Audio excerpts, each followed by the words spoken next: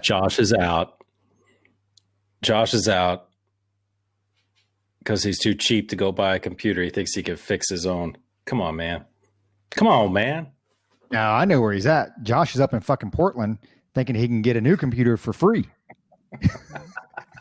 Hey, Josh, while you're up there, get me some mixing equipment too, because we wanted to. I guess we'll get into this in the podcast, but we wanted to do a live feed and pump in the debate and have us provide commentary over it. But let's be real. Since you blew all the money from Culper's Canteen Cup on your Kansas trip, yes, I'm still harping on that. I can only afford this $99 Phoenix mixer, which is not even spelled Phoenix. It's clearly from China. So this is Phoenix, F-E-N. It's the PHENYX. So I'm not even sure. So I'm not even sure they know it's spelled improperly, or incorrectly, because it's kind of like the Chinese spam emails you get. It's like they always misspell shit. But so I've got this Chinese mixer. So that might be where our listener from Russia or China is coming from. It might be coming straight from my mixer. I probably have like some Huawei components in there, and that shit is being piped in straight from my mixer to China. So yeah, it's what you get. Have a 10-year-old Apple computer. That stuff's not going to last forever. Hey man, my daughter's been using my MacBook Air. It's my old one. It's a 2011, and that thing runs like a champ.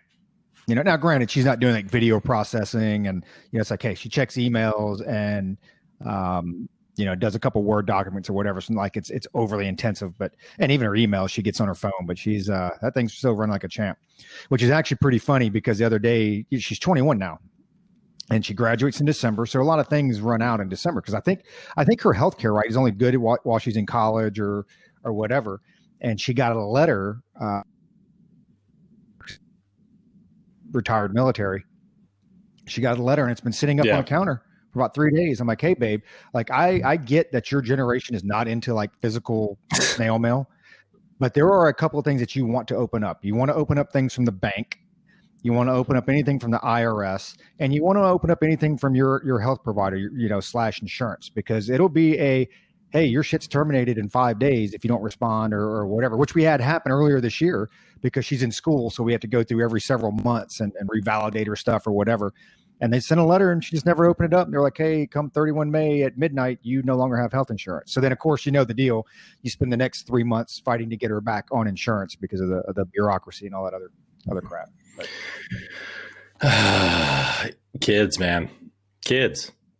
I'm telling you, they're the worst with mail. They're the worst. Snail mail and email. Dude, they don't check email either. They don't understand email. It's like, I saw something today on Twitter talking about kids, complaining about kids. And it was some dude who worked for, I don't know, he's a salesman, like he manages salesmen. And he was saying that trying right now to hire salesmen from the age of like 20 to 30, which is usually what he used to hire from, is like impossible because these kids don't know how to talk on the phone. He was like, they've just lost that skill set. They're used to texting and all this stuff and having short conversations. And he said, and over the phone, they're even worse than in person because they just don't understand. And he was like, word to the wise, hey kids, if you want to develop a skill, it's talking on the phone because phones still exist. And, there's still salesmen that call you on the phone.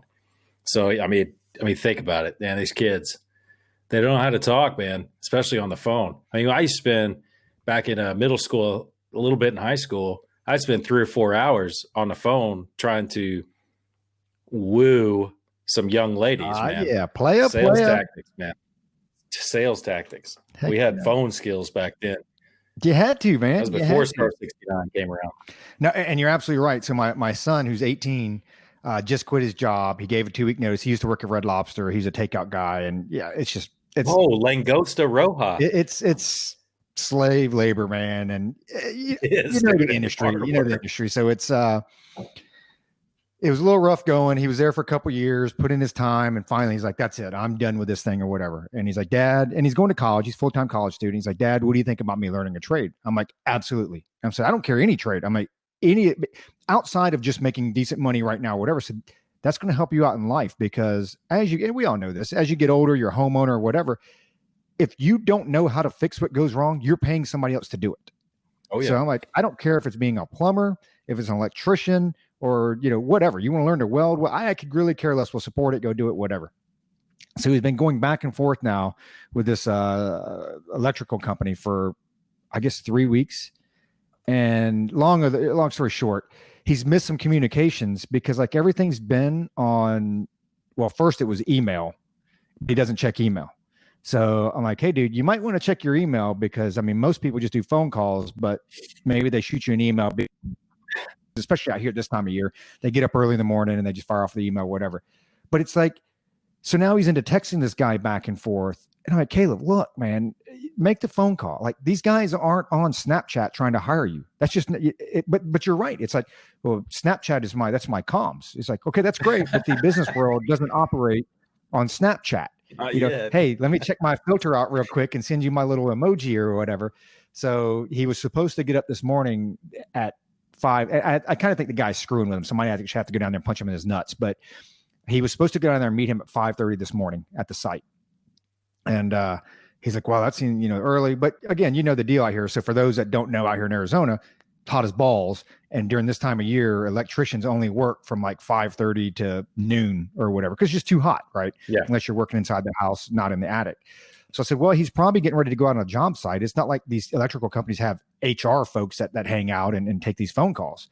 So I said, he's probably trying to link up with you before he's pushing out to a call, probably 6 o'clock in the morning or 6:30 or whatever.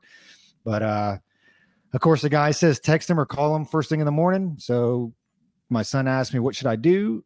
Of course, this is last night at 11 o'clock at night. So way beyond repair of anything that you can possibly do. So, well, if I were you, find out how far away the place is, wake up with about 15 minutes on top of that to travel. And I would give the guy a call and say, hey, are you ready for me to come in? And that way you've got plenty of time to get there. And then, of course, he got up, he texted at 4:45 this morning, didn't get an answer.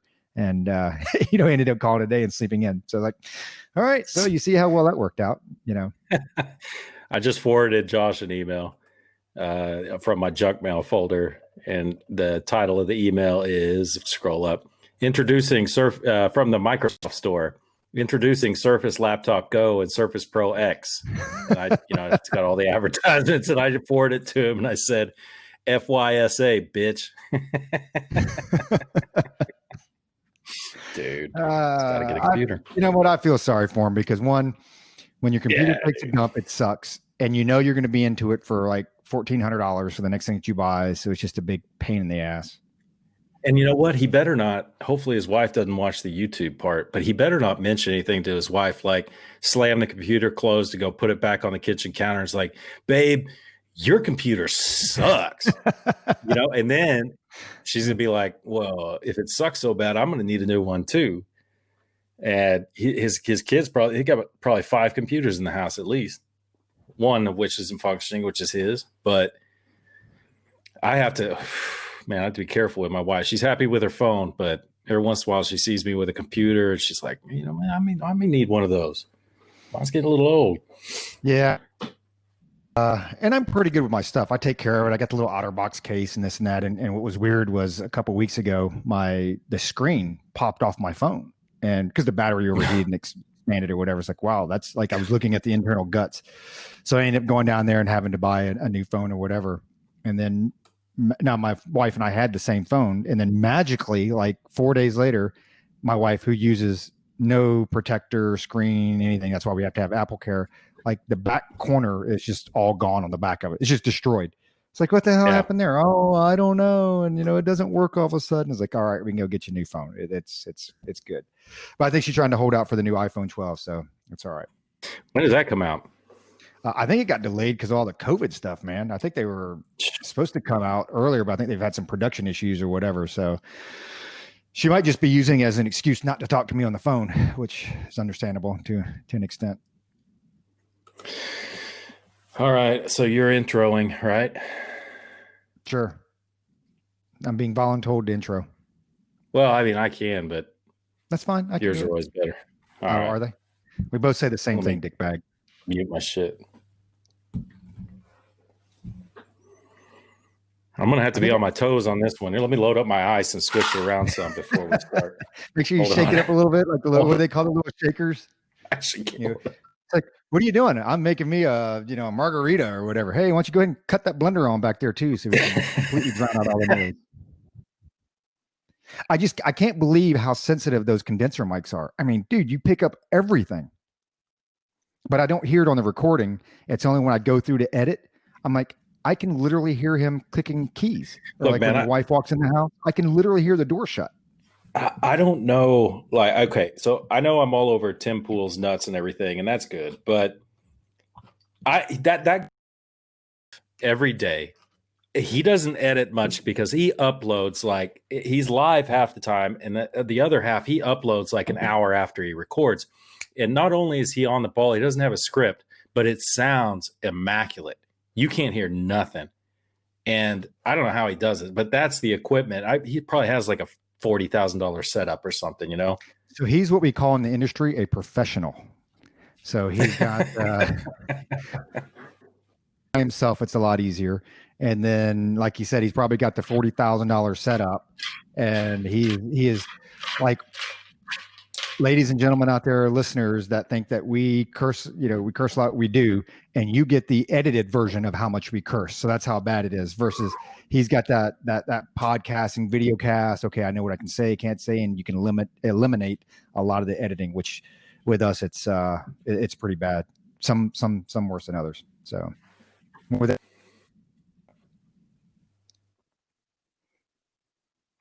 Good day and welcome to another episode of Culper's Canteen Cup. Luke, I think we're on episode 35 now. It should be a pretty big episode, but before we jump in, a couple of things we want to bring up to our listeners.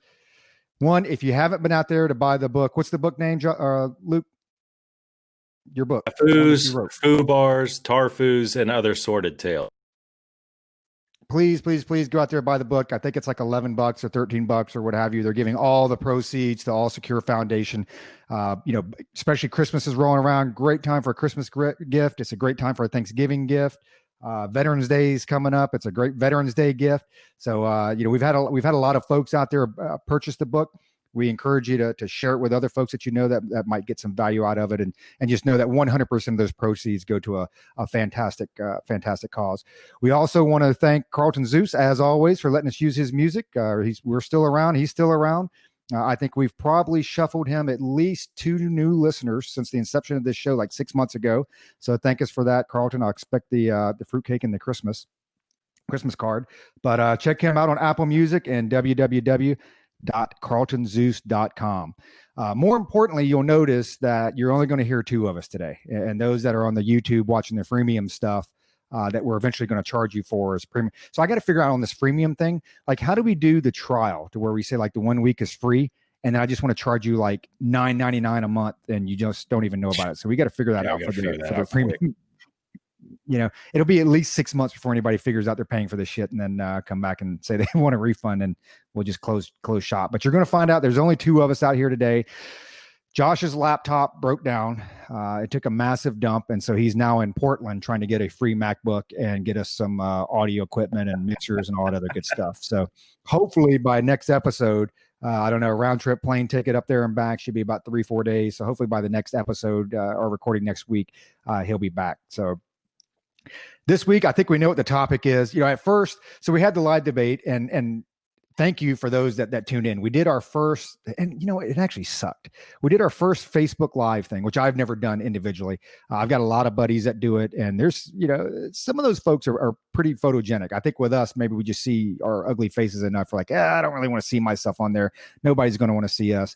But we were hoping that we could get all 3 of us on. We can only get 2 at a time. Josh being the passive aggressive that he is, and I can talk shit about him because he's not here. He decided to let Luke go ahead and jump in, and then Josh came in about 3 minutes later. Oh man, I can't get in. I'm like, all right, we got it. So we did our Facebook Live, and at any given moment, I mean, we had a good 10, 11, 12, 13 people jump in and out. So it was pretty good, especially just for like, impromptu. Hey, let's do this bad boy. So we definitely appreciate those that are out there watching. Alan, dude, we got to get Alan on the show. because Alan, you were fired up, dude. I don't know if you had this stuff cut and pasted, but we start seeing the comments come across, and he was rocking and rolling. I'm like, man, he could actually be. Matter of fact, Alan, if you have a laptop that works, we might have a spot for you next week. So I'll put that out there.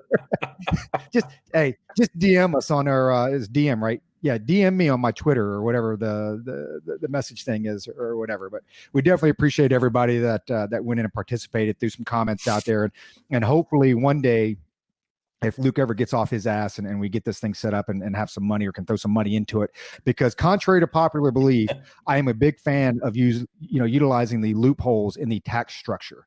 So if we can ever get off our ass, get this thing set up, and I can purchase some services or subscribe to some services that will allow us to all do the Facebook Live thing, live streaming, I would like to do that and utilize those loopholes to offset my taxes. So with that being said, the big story this week, the debate.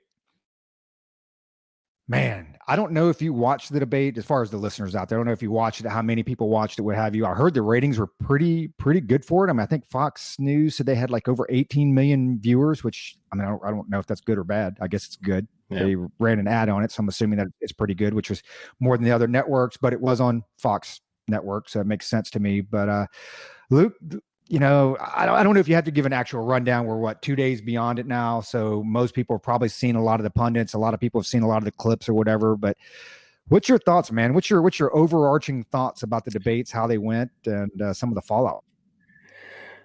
Well, before I get into that, I'll kind of echo some of the stuff you said and give a couple shout outs, because I know people listen to like the first 20 minutes and they're like, okay, I'm done. I can't listen anymore.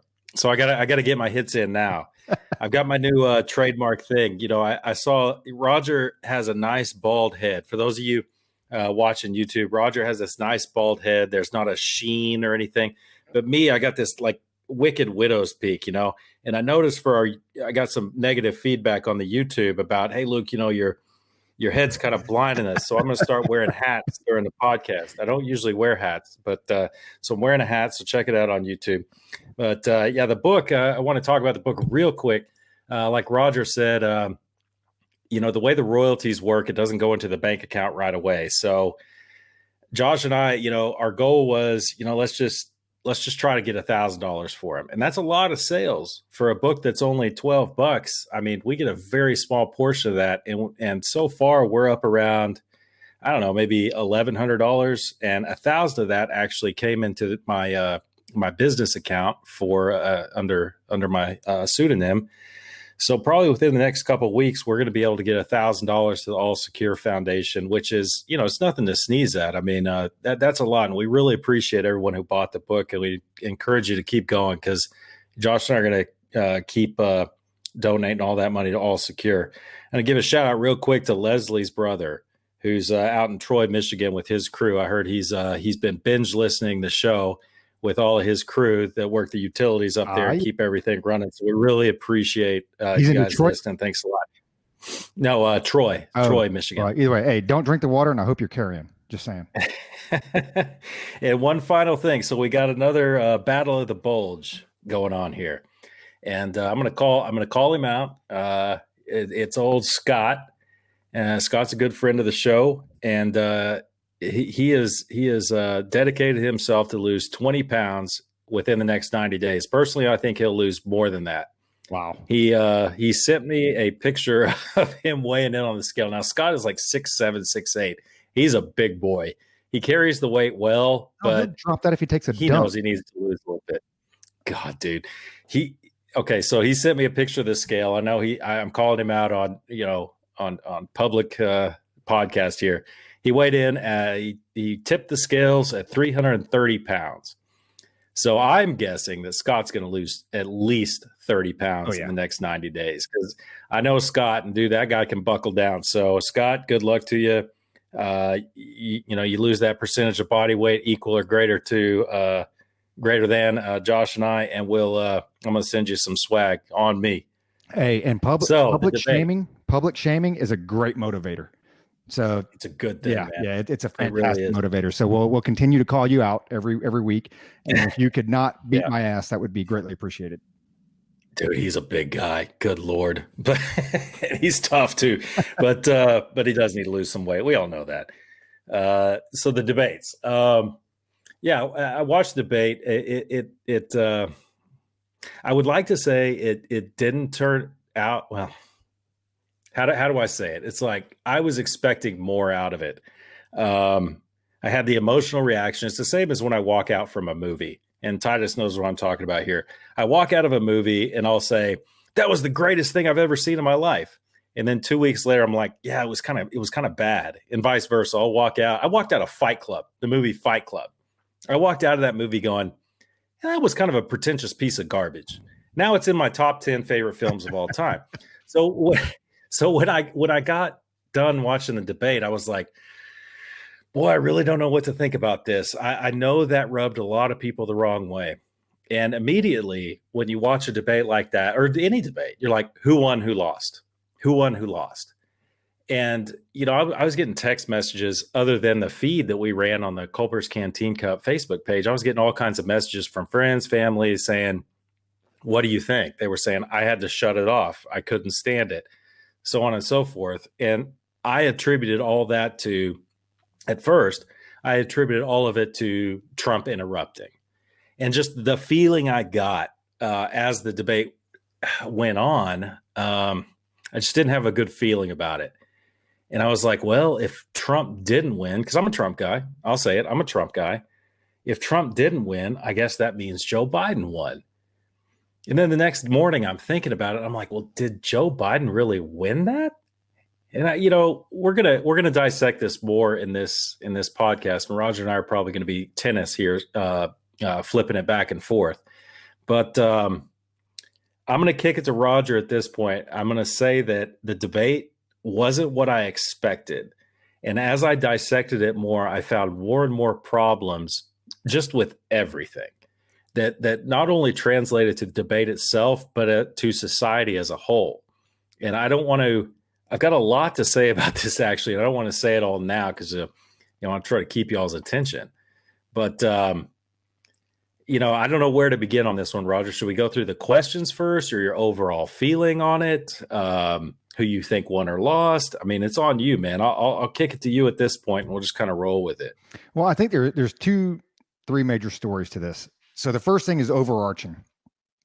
At the end of the day, well, let me back up. Let me caveat it. First of all, I know a lot of people stopped watching it. I talked to my daughter, 21, asked her, and people watched the first 10, 15 minutes. And it was like, it was all ash and trash and da-da-da-da-da, whatever. And these are the same, people that watch Jerry Springer or whatever. Hey, look, Americans out there, at the end of the day, I don't care whether you like the candidates or not.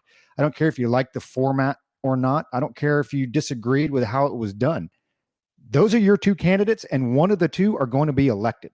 So I would tell you this, and we can all sit here and say, was it a train wreck? Absolutely. Would I have liked to hear policies and this and that? Absolutely. But at the end of the day, one of those two men will be the next president of the United States. So I would tell you that, hey, for 90 minutes, suck it up, because Jerry Springer was on for like a freaking decade. So I know there were enough Americans out there that can tune in for 90 minutes to hear the debate. Because you might pick up some things that you didn't know before, or might pick up some policies or some stances that you weren't aware of before. At the end of the day, I don't think Trump won or lost any votes, but I do believe Biden got some Democratic voters, small percentage, that maybe were going to stay at home. I think he might have picked up a point. And I kind of said that before going into this, that Biden just had to be boring. I mean, here's the thing. Trump was abrasive. He was the personality in the room, which from what I've heard come out of the White House the last couple of days, initially I thought, well, that was his game plan going into it. But kind of like you did, Luke, when I go back and dissect it and rewatch videos, I actually have a little bit a different train of thought. So it's I don't think is on as much on Trump, and I am a Trump supporter, so I don't want to sound overly biased, but it's not as much on him as what you would, what the media would allow you to or lead you to believe. So I don't think Trump won or lost any votes. I think Biden might have got a point or two where some folks were like, well, okay, he's up there fighting. He's up there fighting. He didn't pull a Nadler on himself, and he's still standing up and all that good stuff. So maybe I will come out and support him or what have you. As far as the shots, I think Trump landed the bigger blows. I think Trump also had some of the bigger missteps, some his fault, some not. Some media and vernacular and using a specific term or whatever. I don't think Biden had, I think I count on one hand. There were probably 2 or 3 responses Biden gave. I was like, that's a pretty good response. But at the end of the day, Biden didn't release any policies. There's a couple of things that I thought were pretty major. So I guess first we'll ask Luke, do you agree with that overall sentiment as far as the results? I think Trump probably didn't win or lose any votes. Biden probably gained a point. Is that fair? Yeah, I think that's fair.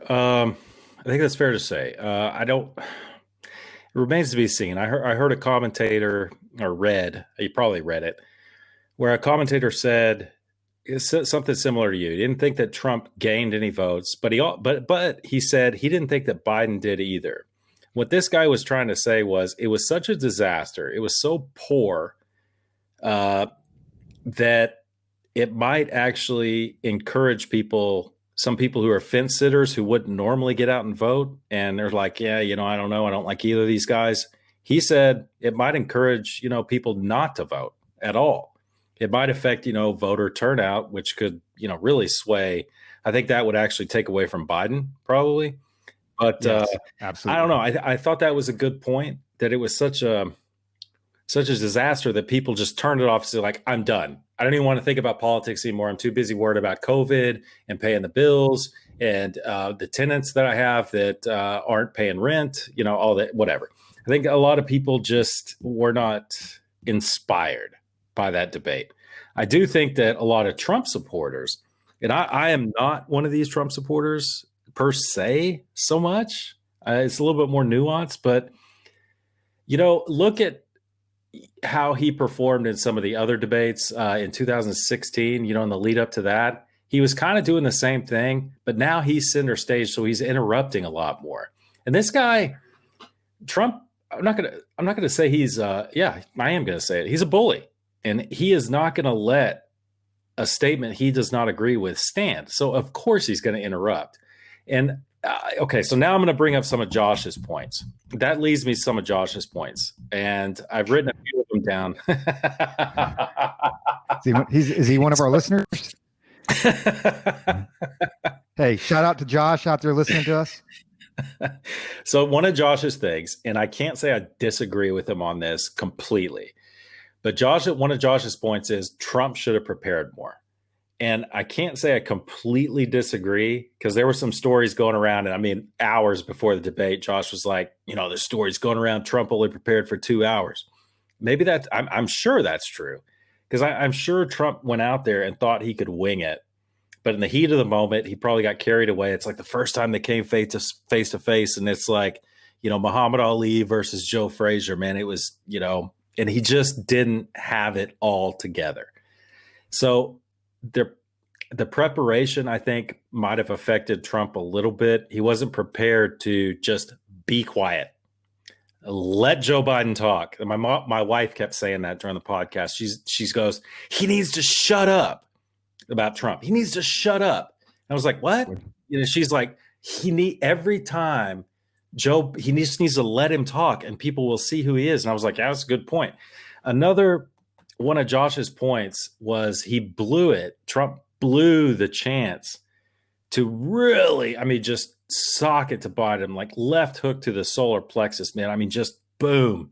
And there were a few opportunities for him just to really knock the air out of Joe Biden. He didn't. And this is where I disagreed with Josh. Josh said Trump fumbled it on the goal line.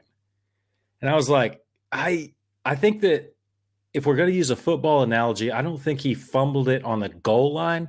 I think he might have fumbled it on his own 40-yard line, in the third quarter with the score tied. We've still got a long way to go. I do think he did not take advantage of every opportunity that was given to him. Joe Biden didn't take advantage of anything. And we'll get back to that later, of where Joe Biden thinks he succeeded. And if you look at the news, that's the narrative. We'll get into that in a minute. But along those lines, to give you a preview before I kick it to Roger, one of Josh's points was that Trump really blew it on the white supremacy question. Now, I've got a lot to say about this, but he said that was an easy one. And I'm going to kick it to you, Roger, because you posted some stuff on Facebook, Twitter, Instagram, Grindr, whatever you do about this today. But Josh's point was the white supremacy. It would have been really easy for Trump to say, of course, I disown it. Of course, no, I'm not about that stuff. And to a lot of people out there, that wasn't really clear. And I'm going to kick it to you, Roger, to get your thoughts on that particular part. I think that was near the end. So that was the second biggest piece that the overarching theme of I guess the fallout from the debates, and the third one being Chris Wallace. So we'll talk about those two.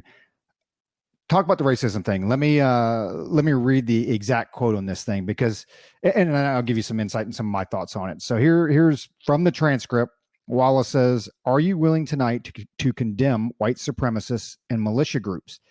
Trump says, "Sure." Now, in all fairness, Trump says that, I believe, while Chris Wallace is talking. So it was more of a, and I try not to look too much into this, but everybody wants to parse every single word that's being said. It's like, well, hey, you got to remember, you're on national TV. Some of it's affirmation. You're talking, nod my head. Sure. Yeah. Yes. I will. So he says, sure. So that's kind of the context of that. Wallace comes back, and to say that they need to stand down and not add to the violence in a number of these cities, as we saw in Kenosha and as we've seen in Portland. So again, that's when that sure comes in, as Chris Wallace is asking that question. Trump retorts, "Sure, I'm prepared to do it, but I would say almost everything I see is from the left wing, not from the right wing. I'm willing to do anything. I want to see peace." Wallace, "Then do it, sir." Biden, "Do it. Say it." Trump, "What do you want to call them? Give me a name." Wallace, "White supremacists and right-wing militias." Biden, "Proud Boys," which, by the way, I'd never heard of. Maybe I'm just in the dark. I had never heard of that until the debate. Trump, "Proud Boys, stand back and stand by, but I'll tell you what, somebody's got to do something about Antifa and the left." So two big pieces with that. There are a lot of people that look at that exchange, and not just that, but other things in the past, and they say Trump's a racist. Being called a racist, and Luke, you've said this for months, and you were spot on. Being called a racist, in my opinion, is very damning. And so I don't want to say I tend to give the benefit of the doubt, but I do believe in due process. And I understand due process is a legal term and a constitutional term, but I try to apply that same type of thing to being called a racist. And it's like, hey, I need to see some actions. Like, why is he a racist? What makes you believe he's a racist? Because his actions over the last 4 years as president show otherwise. You want to pull a snippet here or there and you parse it, and everybody talks about the Charlottesville thing. You know what? You talk about the Charlottesville thing. Why don't you go back and actually read the transcript from Charlottesville? Nobody does that. Even Biden, going off on a tangent here, but it pisses me off because they talk about fact checking and beating Trump up on it. Biden laid out several flat out lies, and he gets away with it, and nobody calls him out. Now, in all fairness, I know, because I get heated because we've been going back and forth for the last day and a half with some folks on social media with this racism piece, and we're having to defend him. And I don't believe Biden's a racist. I'll be honest with you. I don't think either one of them are racist. Do people have gas? Absolutely. You're in the limelight. Do you say things? Should Trump have just come right out and said, "Yeah, I denounce it"? Absolutely. Maybe that would have probably helped his cause. But then when I saw the press conference today from McEnany, so here's the rule set up by the press. No matter what you're talking about, if I ask a question, "Will you denounce racism?" you must immediately come back and say, "Yes, I denounce racism. What vernacular do you want me to use to denounce it?" Because if you don't say specifically what they want you to say, then you're a racist. She must have said it 5 times today. She read the quotes. He's done it even today. I caught on a couple of some indie pundits that aren't huge Trump supporters. Are like, the guy has come out in the last 6 months and said at least 30 times that he denounces it, doesn't want violence. And I get what Trump's trying to do is he's trying not to limit it to just white supremacy. He's like, hey, he doesn't want any of it. Left, right, whatever. I mean, you should all you're one people, what have you. But if you don't say specifically that I denounce white, whatever that verbiage is they want you to say, then you're a racist. And so, like Luke, you've been saying, somebody calls you a racist, and now you got to spend months and months and months to go back and prove that you're not a racist. Thank God for due process in the Constitution. Thank God for it, right? That you have. Yeah, and again, I know it's a legal term, but the racism thing just kills me. And I think on top of that, one with the Proud Boys. So I'd never heard of them. Maybe I'm in the dark or whatever. Maybe you have, Luke, and you can speak more to it. But I honestly believe, one, we know Trump has an ego, massive ego. Every politician does, but Trump's an egomaniac. There's no doubt in my mind on that. And so I think a lot of times you say Proud Boys, like, yeah. So he's either not necessarily saying, yes, I support Proud Boys, because from what I can gather from, I think McEnany said it, I think I heard it from one other pundit, he had never even heard the term before. I mean, of course, Biden had heard the term, but he had never even heard the term before. And I kind of go along with that because I had never heard the term. And I'd be kind of curious, I would actually be curious, maybe do a Facebook poll out of all, the 7 listeners that we have on Culper's Canteen Cup, that, hey, how many had actually heard the term or knew the group Proud Boys, not before the debate, but after the debate when all the pundits came out and talked about it. Because I guarantee what happened was this, because he said it and it totally went over my head because I'd never heard of it, right? I'd never heard of Proud Boys. So he said it, boom, boom, boom. Didn't hear anything about it that night. And then I guarantee what happened was one person who knew, I was like, they're far right, man. They're white supremacists and this and that. And I still have, I read a couple clippings here and there, but haven't, done my due diligence on it, right? But it's like somebody said that and then it just spun up anything and do. So the bottom line is, here's my takeaway from the racism before I kick it back to you. It pisses me off, but you are going to see what you want to see. And people that want to see Donald Trump as a racist are going to see him as a racist. And there's nothing that he can say or do, because you know what? He's such a racist that he permanently funded historically black colleges and universities that no other president, including Barry, did. Right? We can go down the list. We can go down. There's a whole list of things that he's done that, and you know what? I don't know what's in his heart. I don't know what's in his mind. So maybe he is a racist. I don't know. I just know that the actions that he's taken, what's truly, I don't know if it's criminal or maybe it's just as I think out loud here, it's a way to take the focus off the ball and what really matters, because nobody's talking about policy. Everybody's talking about racism and this and that. He's been in office 4 years. Get over it. Right? People are going to gap. People are say whatever, unless there's a specific action. It's like the whole Tim Scott thing, and it pisses me off the way they're spinning all that. So it's like, so Tim Scott, you've known President Trump, worked with him, support him, this and that. And, I don't know how much longer before his president. So say over the last 4 years, and you like the guy and you work with him, he's not a racist. And because of one comment, oh, well, now he might be a racist. Nah, I don't believe that all that happened. That's just media spin and then trying to make something out of nothing. But it takes away from the actual policies at hand. So the debates are now, was Trump a racist or not, versus his policies. And more importantly, what are Biden's policies? And I would tell you this, like I said, to begin with, I don't think either man is a racist. I mean, they could have said things better. We could all, I go back and listen to our podcast, and good Lord, man, there's about 50,000 things in here that both of us could have gone back and said better. I don't think either one of them are racist, but you really want to talk about who's had some gaffes on racism. Even the one person, well, I can't think of any in the last year that Biden said. Really?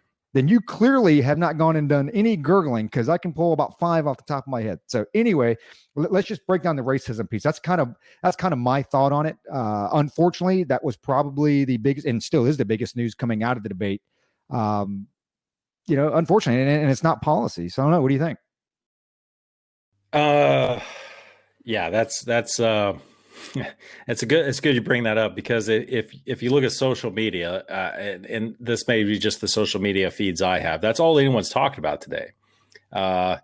What's his name off Fox News? The White House correspondent. He went off he had a meltdown today. I can't remember his name. Roberts is his last name.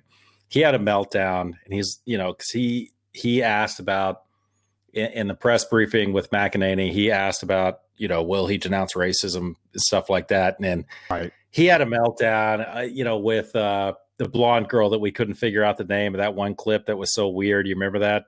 Our loyal listeners will remember that. But anyway, yeah, but that's kind of the theme is Donald Trump a racist because of one confused, messy little exchange that they had, where Joe Biden was getting his, commands through his ear. Say Proud Boys, say Proud Boys. We can talk about the wire here in a minute, but this is a tough format because you're used to 3 people. And generally I can prepare some more comments while we're listening to the demented ravings of a madman, which is Josh when he when he goes off, and I have time to prepare and take some notes. So we don't have that now. But again, like you said, Roger, racism is the big thing. Is Donald Trump a racist? And I saw this coming a couple hours after the debate. I stayed up all night. Okay, so sidebar. I stayed up. Well, I came nap. I got up at like 11 o'clock at night, stayed up for 4 hours, did some work on some other things, and watched the debate. And that, 7 years ago, that wouldn't have phased me at all.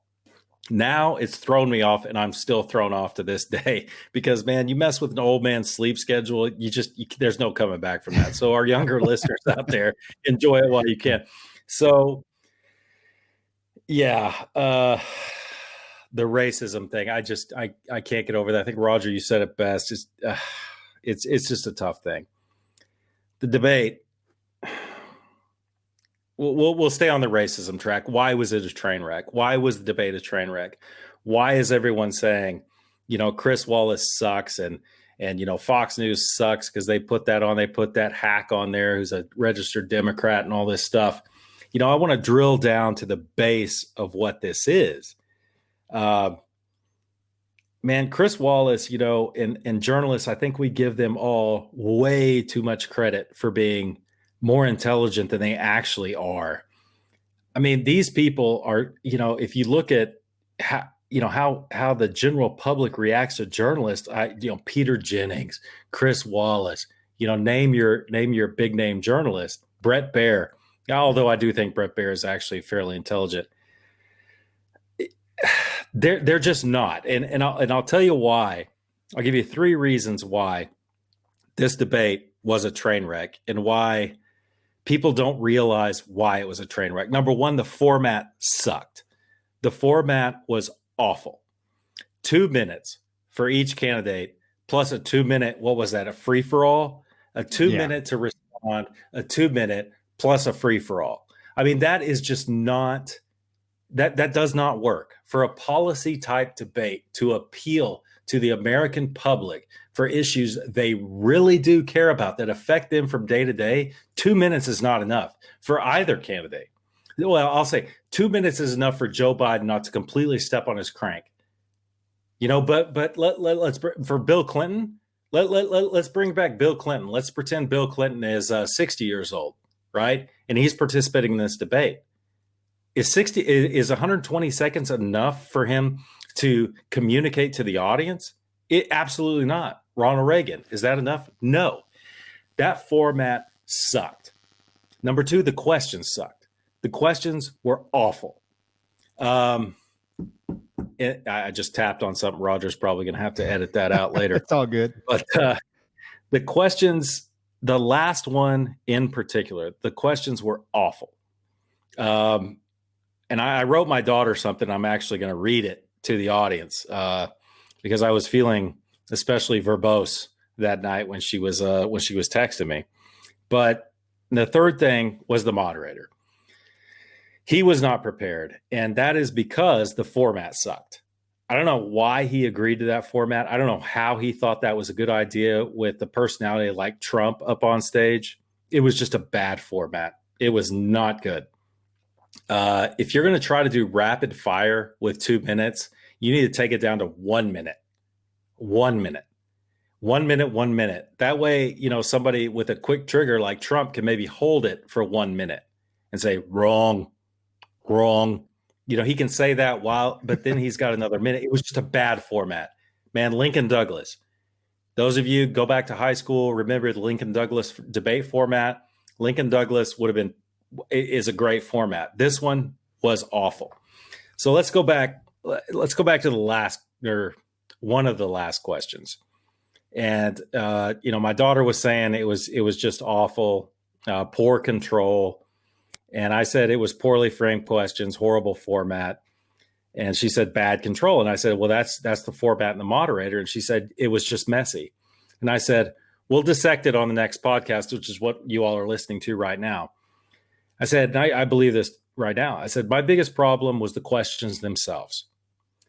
When questions themselves, now think about this, folks.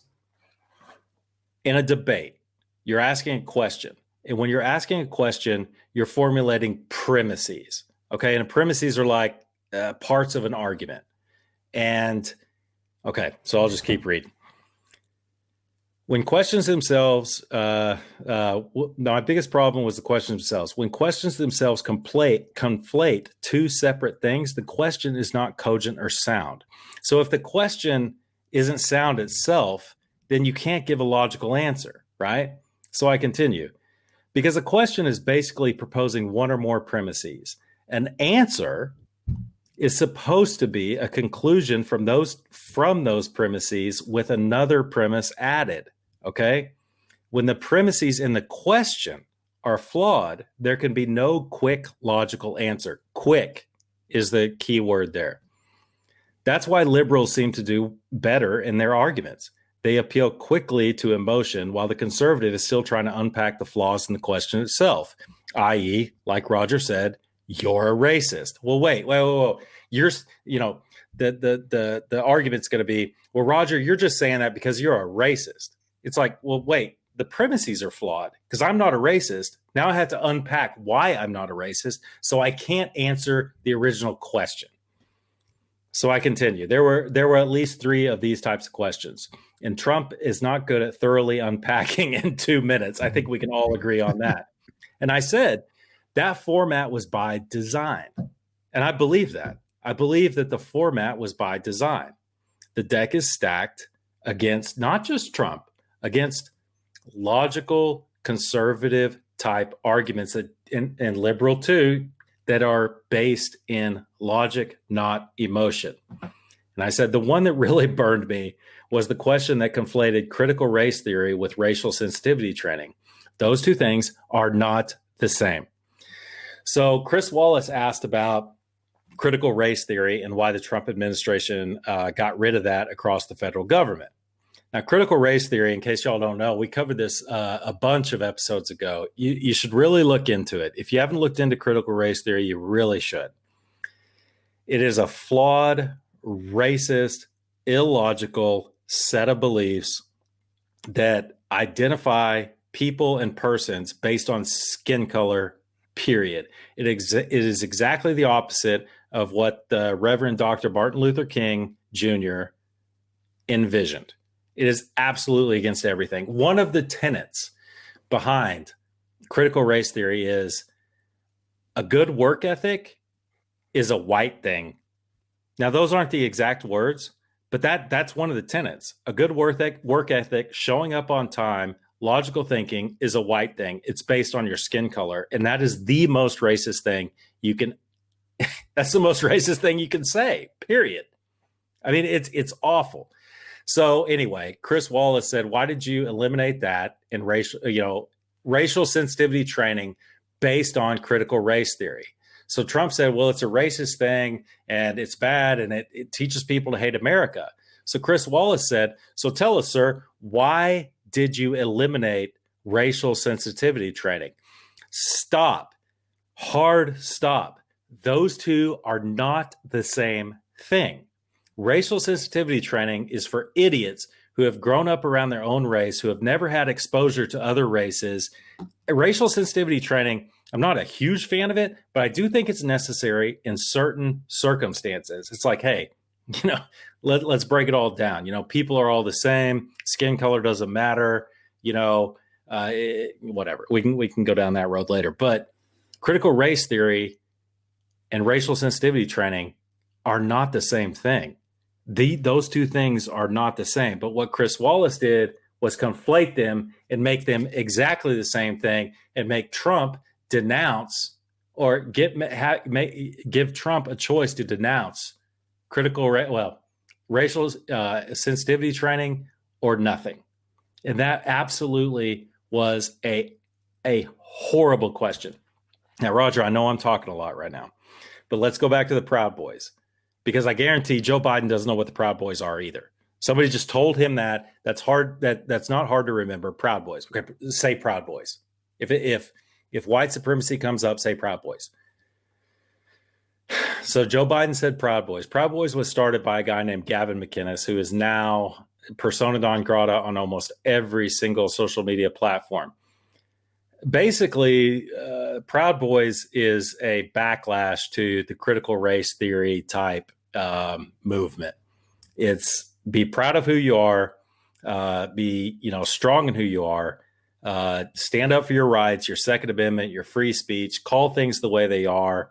Gavin McInnes has said some really stupid things in the past because he was trying to be that shock jock Howard Stern type, and he regrets those things. He's come out publicly and said that.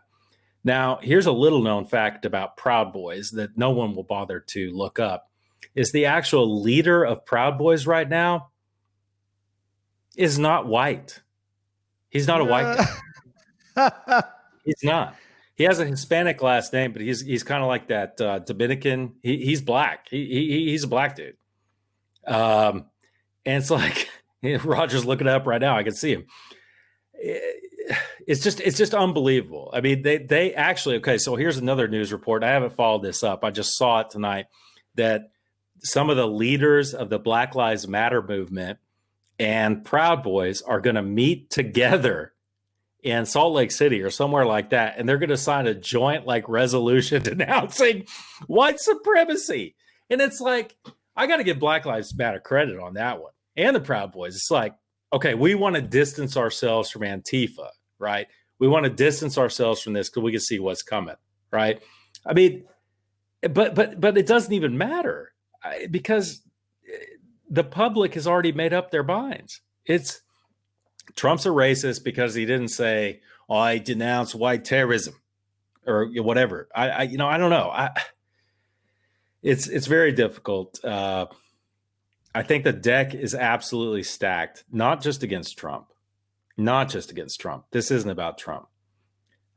When feelings, emotions win the day instead of logic, conservatives and liberals like Noam Chomsky, guys and gals who actually think through arguments, we're doomed, man. Logic itself is doomed because it's all about feelings. So, yeah, man, I've really gone off. It's time for me to stop talking, man. It's time for Roger to bring some sanity back into this match. No, it's all good because I learned something. So let me go back to the leader here. So it's Enrique Tarrio, mispronounced. He's also the Florida State Director of the political support group Latinos for Trump. Now, this actually brings something up that might backfire because here's the deal. We know Trump needs Florida, right? Trump, you don't win. If he doesn't win Florida, it's over. You can forget it. And there's a lot of other scenarios where he's got to win some other states, whatever, but you got to win Florida. You don't win Florida, you might as well just go ahead and call it a night and drink some margaritas or whatever. Tarrio is a Cuban American from Miami. He was promoted from president of a city's Proud Boy chapter to become the group's national chairman.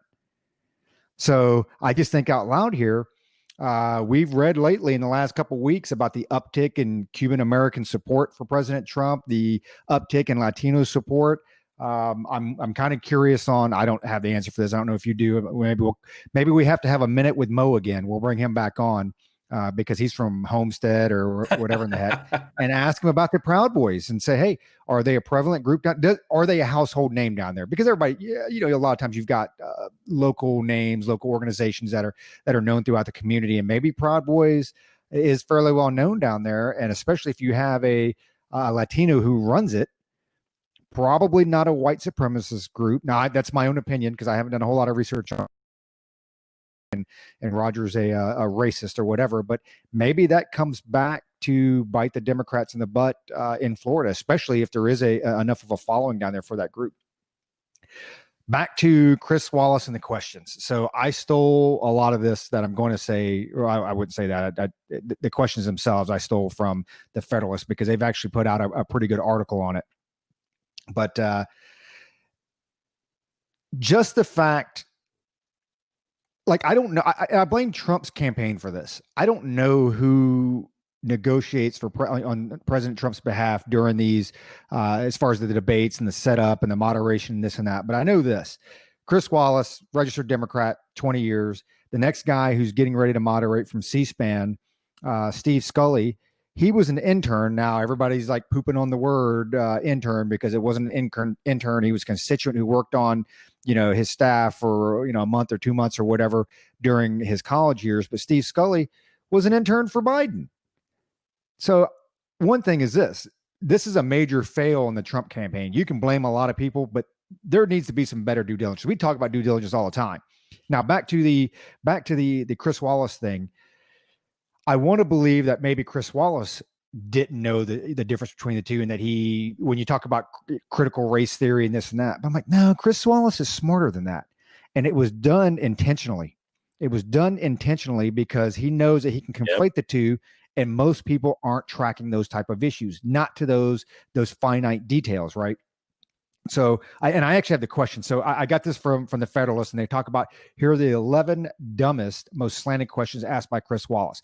And I will tell you this. So we were both investigators. We did it for a couple decades. And there is I wasn't the greatest investigator, wasn't the worst. And Luke's probably the same. We're somewhere in the middle. There's some better, some worse.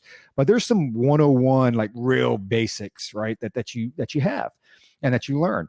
So from Chris Wallace, this month, your administration directed federal agencies to end racial sensitivity training that addresses white privilege or critical race theory. Why did you decide to do that, to end racial sensitivity training? And do you believe that there is systemic racism in this country, sir? Wallace asked. So, first of all, there are two different questions there, at least. So you have a compound question. So it's not even a question. The more I think about it, I kind of like your 1 minute thing where it's, you can specifically ask the policy question. Do you agree with this? Yes or no, or what have you. But more importantly, it's, why are you even asking that question? Let's get beyond the critical race theory. Let's get beyond all that stuff. You're asking that question off the premise that you believe that he's a racist. Period. What does that got to do with any policy? And as I go back and look at this thing over and over and over again, and I do want to highlight one thing first, because I didn't bring it up when I wanted to, because you talk about the interruptions. Trump interrupted a lot, and he did, and this and that. Go back and watch the beginning of this debate. You know who the first person to interrupt anybody was? It was Biden. Biden was the first person to interrupt. Now, I would tell you this, and you can read into it what you want. Look at Trump's demeanor up until the point Biden interrupts him. Because he was pretty calm. Trump was pretty calm. He was talking, and maybe even a little too calm for me, because because sometimes I think Trump gets bored, and you see it in some of his speeches. You can tell he's reading, and we've done great things, and this is huge. We've done great things for the African American community. We've done great things for the Latino community. And it kind of goes down that road. And I was like, okay, man, you got to get fired up a little bit. And that's the kind of demeanor that President Trump had. And then Biden jumps in with the first interruption, and it's actually, I think, 2 back to back. And then at that point, President Trump's whole demeanor changes. And I think at that point, I want to believe, and this is just my guess, that Trump came in with 2 courses of action.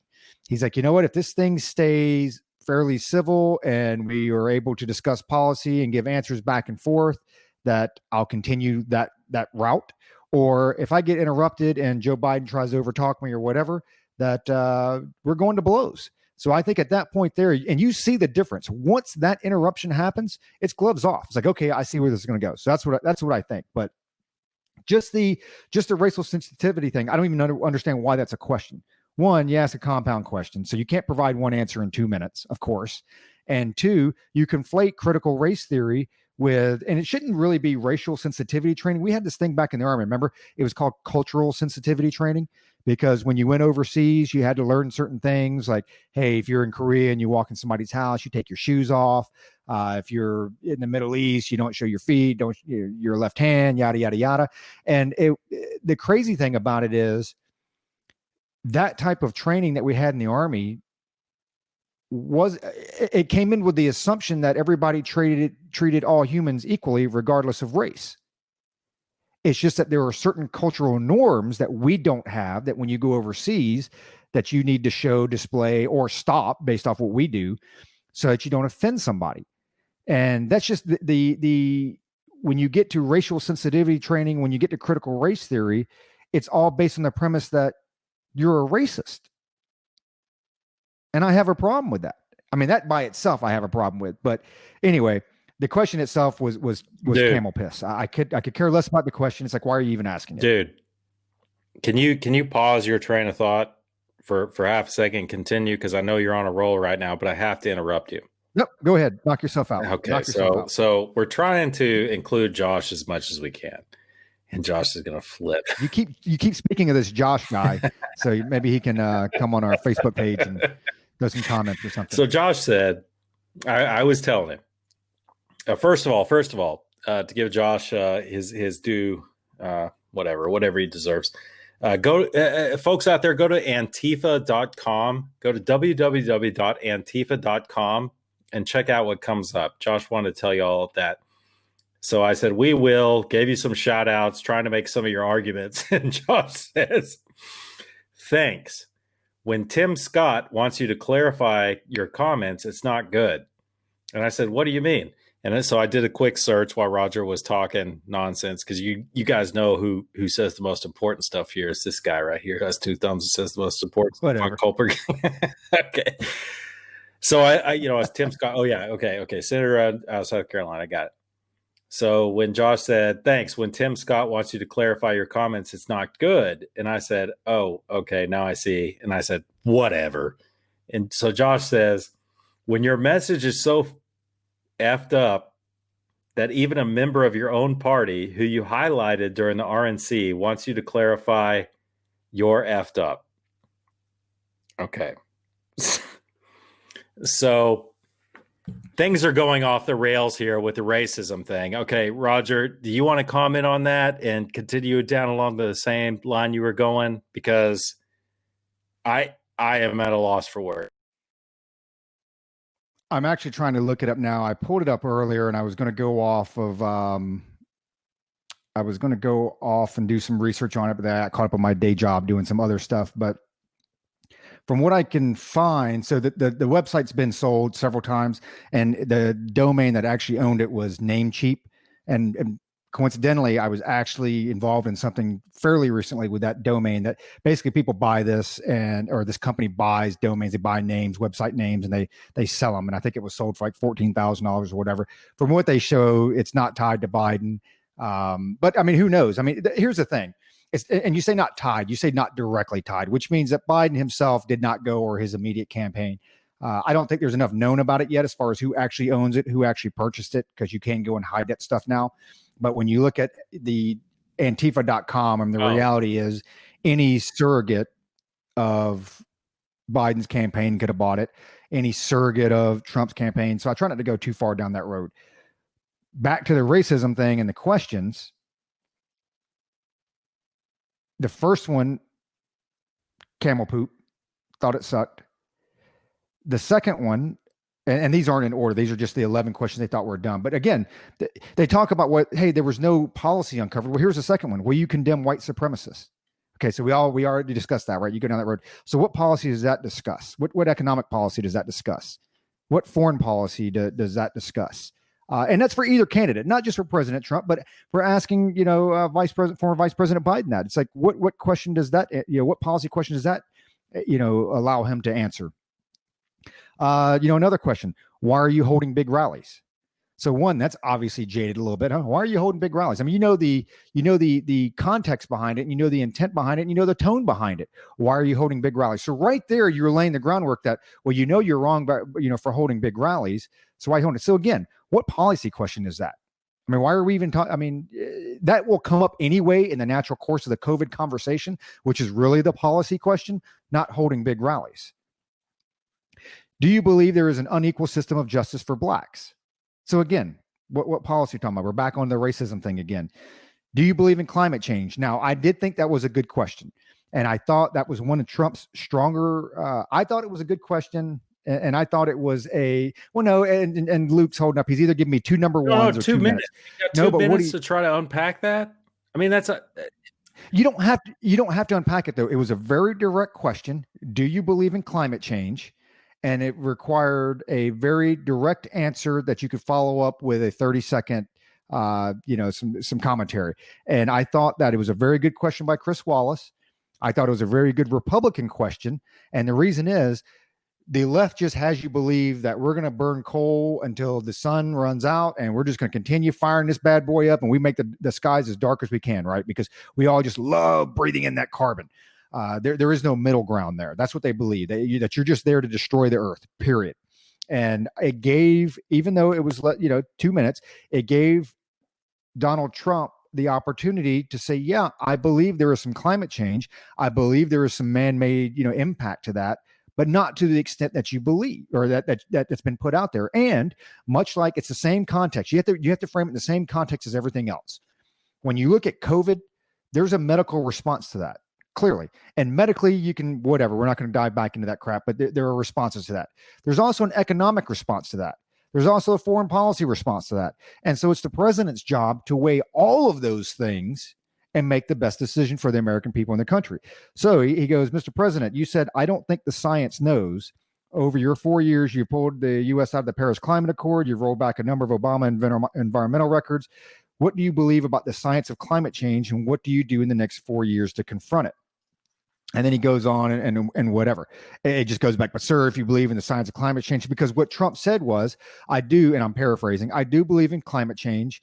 I don't think the science knows about it. And basically he was saying that, yeah, humans have some impact, which I believe myself. We just don't know the extent yet. I'm not sure that the extent is necessarily as bad as what a lot of the scientists are saying, period. That's what he came out with. I thought it was a good answer. And then we go into where they're giving mutual hand jobs when, Chris Wallace says, I'm having a little trouble myself. When there was a question that came around to Biden, Biden forgot what the topic was. He came back and said, I can't remember which all of his rantings. Wallace laughed and he said, I'm having a little trouble myself. And they had this like 30-second bromance that was going up. And I actually think I put on my social media thing like, oh, here we go, mutual hand jobs. I mean, it's like you definitely haven't been that cordial to President Trump throughout the whole thing. And you kind of see that. And I think for my daughter and some of the kids out there, that was kind of a turning point. Like, wow, okay, there was clearly some differences here, right? And then you have again, will you wait to declare an election victory? What policy are we talking about there? None, right? Does that lead to a policy? How will you reassure voters the next president is legitimate? Any policy question there? Are you counting on SCOTUS to settle voting disputes? Well, yeah, no shit. That's an obvious one, right? I mean, isn't that an obvious one? It's going to go through the courts, and we expect the Supreme Court to make that final decision. Ooh. And oh, by the way, people tend to forget how the Supreme Court works. So they just don't randomly say, hey, we're interjecting. It has to work its way up through the courts. And what they do is, and there are some decisions on the Supreme Court that I don't agree with that they've made, but you have to understand is they are responding to lower court rulings for specific issues, specific challenges, or what have you. So, some of it's just way smarter than what it's going to require from either myself or Luke or that other guy that used to be on the show. But you really have to unpack each individual ruling and say, okay, why is SCOTUS voting one way or another, or ruling one way or another? And especially with a conservative, generally conservative court, if you find that you don't like the ruling, it's usually some type of procedural thing or whatever that wasn't followed. But anyway, are you counting on SCOTUS to settle voting disputes? Again, no shit. That's kind of their job at the end of the day. And by the way, what policy question are we asking? Number 10, will you tell us how much you paid in federal income taxes in 2016 and 2017?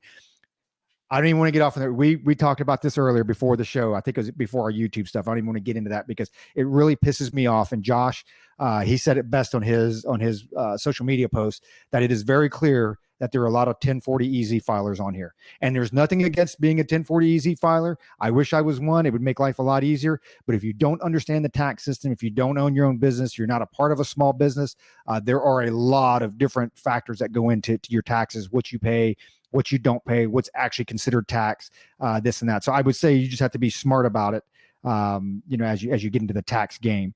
And then finally, number 11, we'll come back to Roe versus Wade, which of course he never comes back to Roe versus Wade. So I went to C-SPAN, and now I'm on my whole monologue here, but I go back to C-SPAN, and C-SPAN's actually got a pretty good website where they do a transcript. And then they just kind of list it in bullet format, the questions, talking about why is your position correct. And I won't bore everybody with all these, but why is your position correct on selecting a Supreme Court nominee? Would adding a public option to Obamacare end private insurance? Do you support ending the filibuster? Why should Americans trust you more on dealing with coronavirus? Is your campaign creating confusion about the safety of coronavirus? Do you question the benefit of using masks? So again, just very, very little on like actual substantive policies. Let's talk about the 401k plan that, that may or may not go away under a potential President Biden. Let's talk about some of his tax plans on that. That's what I want to hear. Well, Let's Roger, talk about that your doesn't really healthcare. affect me as much as it does other people, Yeah. And I tell you what, if it doesn't affect you, you're wrong. It should affect you, because those are the things that when they say America lost, and that was said, that was the current theme that I've heard, that America lost during the debate. The questions that were asked, and Luke, you said it yourself a few minutes ago, the questions that were asked, Americans were never going to win, period, because they were crappy questions that were going to uncover nothing. And I think when you look at Chris Wallace's, and I've been saying this for months, Chris Wallace is Shepard Smith without the sarcasm, period.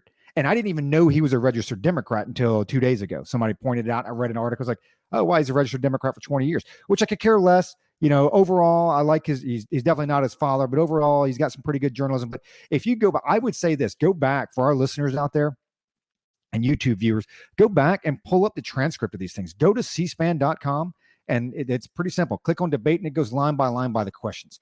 And you're like, man, this thing is really weighted to one side, not the other. And then in all fairness for Biden, he's not able to address the policies. Not that he would, and not that he could, because the other piece is, it seems to me, every time Joe Biden would get flustered, every time he started grasping for words, Chris Wallace was there to save him. And I wrote down two of them. What was the, I got to see if I can find it on here, but what did he say? Oh, which, he has no law enforcement organizations that endorse him, something to that effect, paraphrasing. And Biden says, yeah, I do. Yeah, I do. And some of this is Trump's fault. President Trump comes out, who? Name one, Joe, name one. And Trump should have stopped, let him flub, right? But then what happens before that even happens? Chris Wallace jumps in. Okay, well, that's the end of that segment. So we'll go on to the next question here. I'm like, whoa. Why don't you let the camera pan on Joe Biden for 30 seconds there and let him finish that train of thought?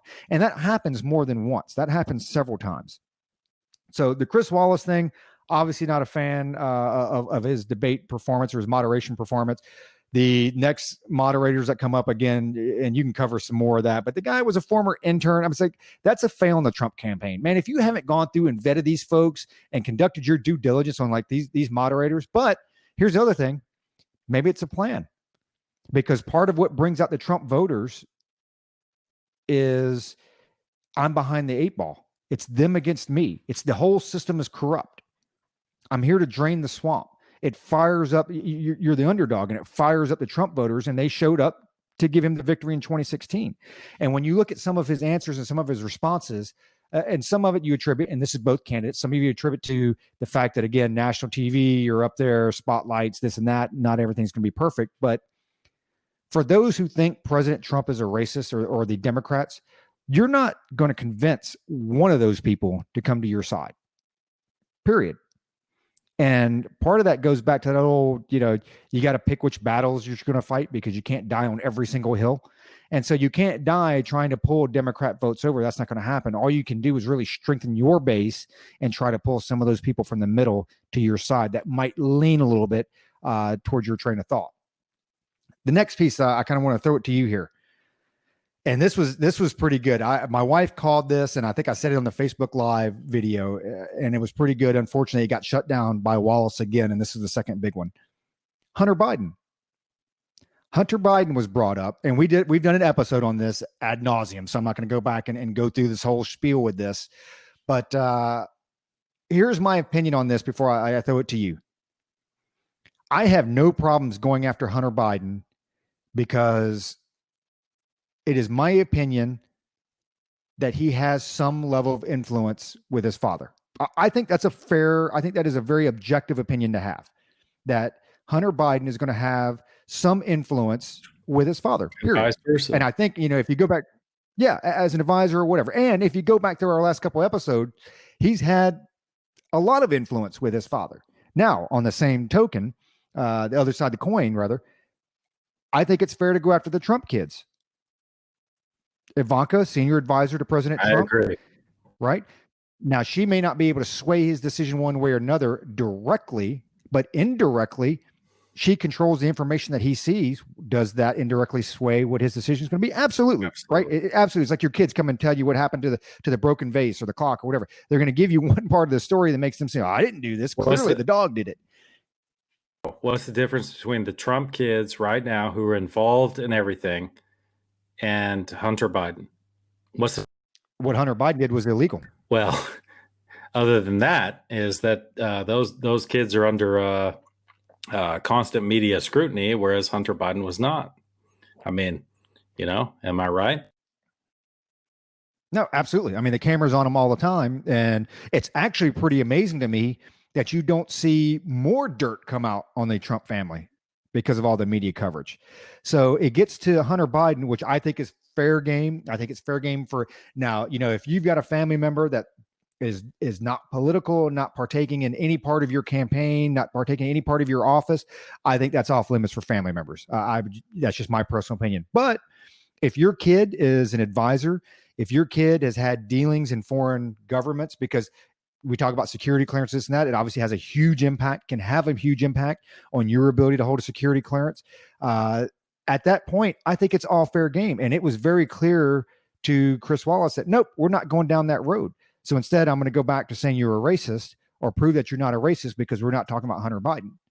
And so that kind of pissed me off a little bit. And I don't know, what's your thoughts on the Hunter thing? Should he have been allowed to go down that road? Should they have gone far? That's all game. I mean, in that particular debate, everything was game. Obviously, everything was game. And I was waiting for Trump to bring up Hunter Biden, and I was ready for Biden to bring up the Trump kids. But I don't want to go down that road because I'm worked up right now.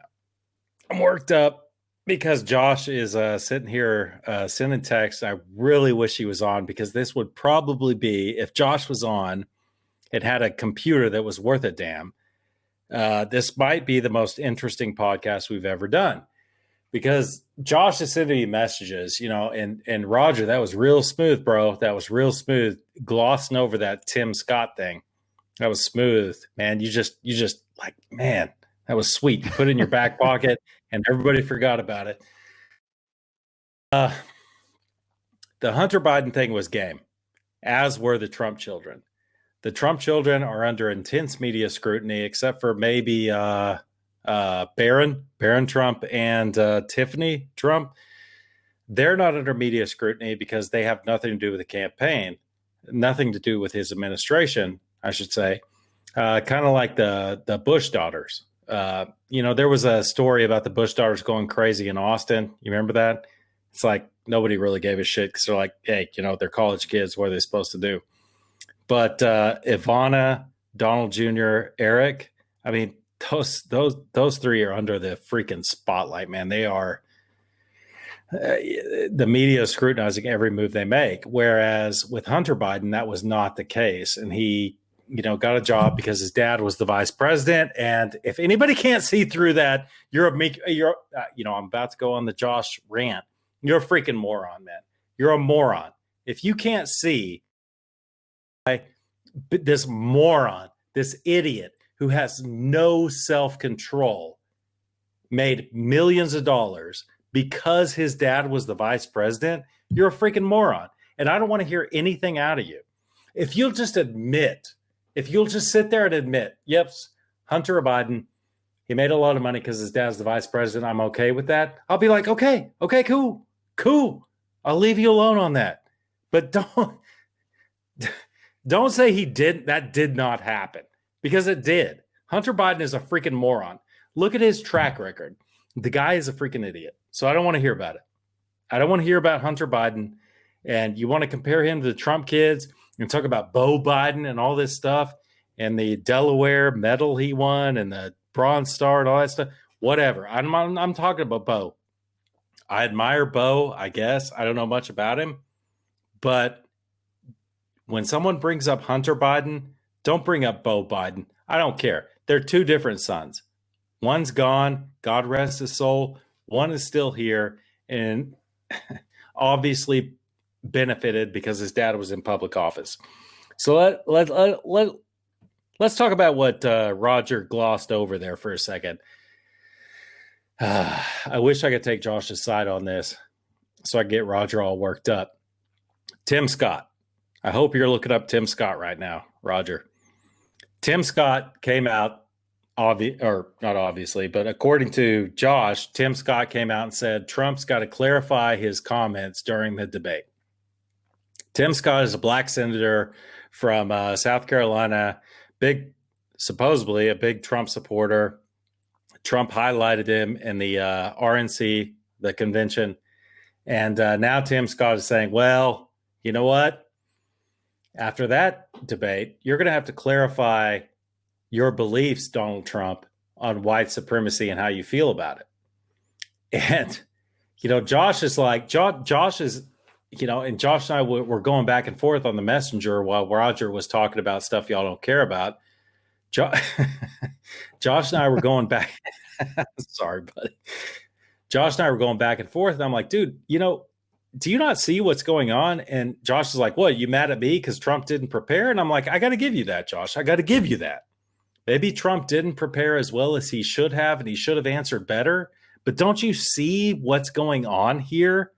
Now, Tim Scott, a black senator from South Carolina who has already endorsed Trump, already said he's great, he's in Trump's corner, is now saying, hey, buddy, you got to clarify those comments before we go forward. It's like the strategy worked, man. And this is what I'm saying. Dude, conservatives are backed into a corner. This is identity politics when somebody on your own side, a black senator from South Carolina who knows in his heart that Trump has everyone's best interests at heart, is like, well, my constituents are calling me up now and they're not sure about this comment you made. Now he's publicly questioning this shit. And it's like, sorry, Betsy, I said the SHIT word, but it's like, come on, man. Obviously, the strategy from the other side is working. And this is why I'm getting really depressed. I'm getting really depressed lately. Roger's so rich, he doesn't have to worry about it. I still do. But it's like, if everything falls apart, what am I going to do? Because the deck is stacked against us, folks. The people that listen to this podcast, the deck is stacked against logic. Because Tim Scott is a smart guy, man. He's a smart guy. But his constituents are asking him right now, hey, this guy Donald Trump, man, he didn't denounce white supremacy. What's up? And now Tim Scott feels like he's got to publicly come out and say, Donald Trump, you've got to clarify your comments. I mean, what world are we living in here? I mean, does Tim Scott not know Donald Trump well enough to come out and make a statement on his own, Tim Scott, and say, I know this guy. I know this guy. He's not, come on. It was a debate. He was saying what he said, just like Kamala Harris. It's a debate. It's a debate, man. It's an hour and a half in. He says some stuff. Of course, he's not a white supremacist. I know this guy. He's my friend. I'm a black man. He's a white man. We don't see skin color. I mean, their strategy, and this is what I'm trying to get through to Josh, and this is what we'd be arguing about right now, is their strategy is working. They're pitting us against ourselves. It's like, it's crazy, man. I'm worked up, man, right now, Roger. I'm worked up. We're at an hour and 10 minutes. Roger's giving me the finger. I don't know what that means. Let me. I gave you the good finger though. All right. Okay, the good finger. Got it. Because So I just did a quick gurgle because I heard Tim Scott's comments. I kind of heard it in passing or whatever, and heard it a couple of times. And Josh is always the doomsayer. It's the end of the Republican Party and what have you. So from what I'm reading, just with a quick gurgle, what comes up on the things, it actually doesn't look that bad. Let me see. So they asked, Senator Tim Scott, the only black GOP senator, said Wednesday that President Trump should correct his comments from the first presidential debate where he refused to condemn white supremacists.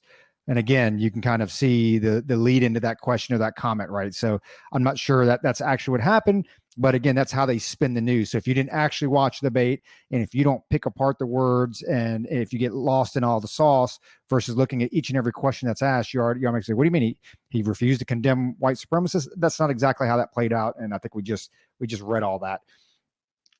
But from Tim Scott, he says, I think he misspoke in response to Chris Wallace's comment. I think he misspoke. I think he should correct it. If he doesn't correct it, I guess he didn't misspeak. Mm-hmm. And then it goes, asked directly to announce white supremacy, almost everything. And then it just goes into Trump's thing. So that's all he says. So it's like, I think he misspoke. And if he misspoke, he needs to correct it. Yeah. And then, of course, then what they're going to do, the left's going to do and say, see, your own side saying. But again, it goes back to the first paragraph, the first sentence, where he refused to condemn white supremacists. Well, no, he didn't. That didn't happen. So in your opinion, now we're freestyling. In your opinion, Roger, what was the most important question? Like policy wise, and I'm putting you on the spot here, and I'm sorry to do that but you always do that to me, man. What was the most important question of the debate? Just off the top of your head, policy wise, what do you think was the most important? Like, how does this affect like the U.S. foreign policy, domestic policy, so on and so forth? What was the most important question? Actually, there were no policy questions. I mean, I've gone through this stuff and I've got it right here in front of me. There are no policy questions. I mean, the only one that could remotely be tied to policy is the one where he talks about the COVID economy. How would you describe the economic recovery during the pandemic? That would be the one that would lead me to the most important one, because at the end of the day, it's about the economy and it's about jobs. And for those that think it's not, it is. Because if it wasn't about the economy and if it wasn't about jobs, you would just shut the country down, right? You would just shut everything down, say everybody stay home, we'll wait for this whole thing to blow over, and then we'll fire it back up. That's not the way it is. It is about the economy. Historically, when you go back and you talk about elections and winners of elections, I forget who said it, and I'm dumb for this, but it's the economy, stupid, right? So if the economy's good and you can talk the economy, but everything else, I sit here, it's talking about mass, reopening schools, which again, I guess you could tie that to the economy. Why are you having such large crowds at your little riots? Or, they talk about the vaccine. Again, there are no policy questions there. That would be the only one remotely, because you had probably 50%. And then you had the one about court packing. That was probably pretty important that Joe Biden refused to answer. And so if you're the moderator, Chris Wallace, and this is where Trump hurt himself again, it's like, hey, Trump, sometimes, man, you just gotta stop. We do this, as we talked about before as investigators. Sometimes it's that awkward silence. And sometimes you just got to let people choke themselves. So you're asking a question, it's a little dicey, this and that. You kind of know there's more to it. There's that, so maybe you just don't say anything for about 15 or 16 seconds and let Biden go down that path. Trump didn't let him do that. And Chris Wallace definitely didn't follow up on it. He didn't follow up on it all, just like he didn't follow up on the law enforcement one. Just like he sits here and talks about, well, hey, will you denounce white supremacy? Why didn't he ask Joe Biden if he would denounce Antifa and Black Lives Matter? That didn't come out. And then you got Joe Biden that's sit here and he's like, remember, and this was this was Joe Biden. This was like my daughter trying to put her foot down. I am the Democratic Party. I am the Democratic Party. So, hey, Mr. Democratic Party, did you call the Portland mayor and tell them to, square away your shit up there and get, let's start bringing a peaceful end to all the violence? Oh, well, I'm not an active Democratic, person. I'm not active in government. That's on you. Wait, you just said you were the Democratic Party and you didn't do that, right? I mean, it's just, again, not called out on it at all. It was just so far. And I agreed with you. I think we were chatting about this earlier. The first couple minutes, I was like, okay, fair ball game. There's some balls and strikes being called here. Both candidates obviously making some missteps and, this and that. Yeah, we kind of expect that. But I thought that generally during the first couple questions, as I'm watching it, I thought was fair. And then as they get into it past the first 25%, you clearly see it slant to the left. And then as I go back now, and I tell you, like I said, go back to cspan.com or whatever the hell, cspan.org, and look up the questions and read all the questions. You tell me how many policy questions are there. You tell me how many lead-in questions are there. You tell me how many compound questions are there. You tell me how many fair questions. I don't care if you're Joe Biden or Donald Trump. Yeah. Take an objective look at it and say how much of this stuff really has anything to do with the election. And then let me ask you this, Luke, before I throw it back to you. Here is what really got me with the overarching thing. A former vice president, former senator, presidential candidate told the president of the United States to shut up, called him a clown, and called him a racist on national television. Where's the fallout from that? Well, there won't be any, obviously. And this is where Josh, bringing up this guy, Josh, I don't even know who the hell he is. He kind of has a point, but he has to remember this is a leader of the free world. He's negotiating peace deals, and Josh and I went back and forth today, and I kind of got a little sassy with him today. I was like, I guess he's too busy negotiating peace deals to prepare for the debate. Exactly. That was months ago. And I was like, yeah, I guess it all just stopped there. I guess he's not negotiating anymore. And I was kind of being a dick. I'll give it that. Hold on. Let me interrupt you. Hold on. Oh shit. I think we may have a live call in here. You there, Josh? What's up? Can you hear me? Well, I can hear you. The whole world can hear you. We're recording live. What are you doing? Luke just messaged and said y'all were done. Okay. I did not. You were live and on air on Culper's Canteen Cup. Welcome to the show. So first time caller, long time listener, right? That's right. Right. Long time listener. What are we? And of course, he's got crappy internet, and even his phone call goes out. So, you know what? We're going to go ahead and hang up on this Josh guy here. And hey, Josh, once you go into our Facebook page, make sure you hit like, go to our YouTube channel, make sure you hit subscribe, and we'll chat with you later. Okay, dude, where was I? God, I don't remember where I was. As a matter of fact, I'm going to go on here now where it says, how is the quality of your call? I'm going to go ahead and put a 2-star because we lost him. So there you go. There you go, Zuckerberg. Hey, Roger, dude, I wasn't listening. I don't know. Oh. No, we were talking about him calling President Trump a clown, tell him to shut up, and then call him a racist, and receives no flack from it. Oh my God. Okay. And that's what happens when Josh tries to sabotage the show. Midway through, I had a thought process. I knew where I was going, and now I'm completely lost. I'm completely lost. I don't know where I was before, man. Okay, so real quick, I'm gonna give you like 20 seconds. And try to bring it back around, because that totally threw me off. It totally threw me off. I'm going to kick it to you. The big thing that I would look at next is what's going to happen during the next debate. So they've already talked about, and they've had conversations about Steve Scully, and there's some maybe some mic cutting where they're able to cut the mics when they're asking or answering questions. And it's going to be kind of odd. One, I don't even know if the Trump campaign's agreed to it, because I do agree with President Trump on this aspect that, hey, you've already laid the groundwork. So you can't turn around and come back and say, oh, we were playing by new rules now. That's just not how that happens. I understand that format may not work, but I think that's a dialogue that you have to have with both campaigns. You just can't come out arbitrarily and say, okay, well, this is the format, because the next format, I believe, if I'm not mistaken, is a town hall style. So now with town hall, theoretically, you've got voters that are going to sit there and ask the president and ask the former vice president questions. So I guess Steve Scully gets to sit there and determine when the mic gets cut and when it doesn't get cut. I mean, when do you cut mics? When do you not cut mics? So I'll be kind of curious to see if that happens. But let's talk about something else that's kind of made its way through the OAN channels. And what's the other thing? Revolver. Revolver is actually pretty good, by the way. I've gone to that now. It's not bad. It's not bad. There's some good stuff on there. But what is the deal?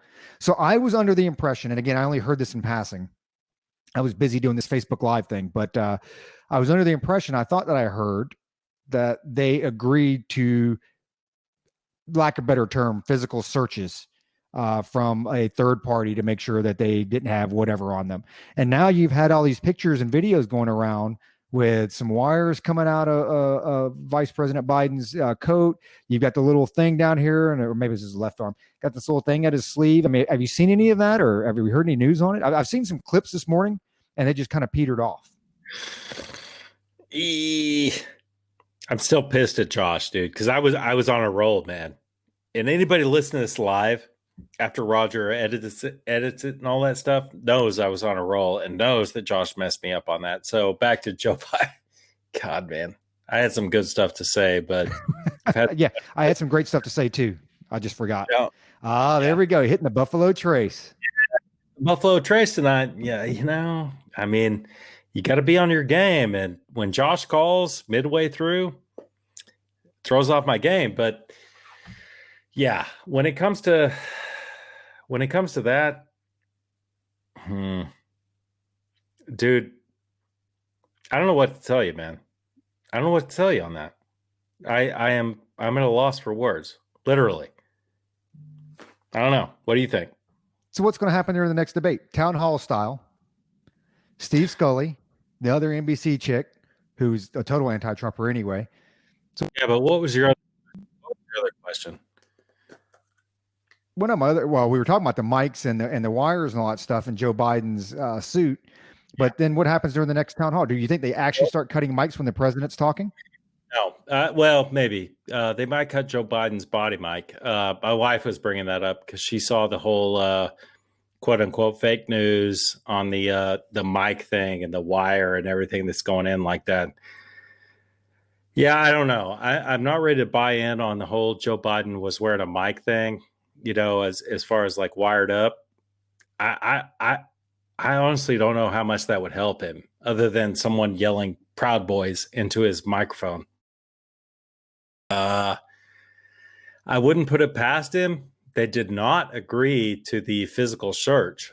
They did not. I mean, Roger, you might have some different information on that. No, I don't. I just thought I heard it in passing, so I stand corrected. I thought I saw that they did not agree to the physical search. They did not agree to the drug test, which is a genius move on Trump's part. It's a genius move because if they did not, look at it, people. If you're like, okay, we're gonna test for drugs from China, and we're gonna search for body microphones in the ear, and the other side, so you put that out publicly, and the other side says no. Well, then if the other side says no, now you can take drugs and you can have an earpiece, which Donald Trump did not have an earpiece. He did not have an earpiece. And remind me to bring this back to Donald Trump Jr. Okay. Remind me, Roger, if I forget. DJT. So DJT Jr., baby. So so the next debate, if it's town hall style, I don't know if obviously any kind of mic that's going into your ear, as we know, Josh included, a mic can help you out as long as the person on the other end is feeding you good information.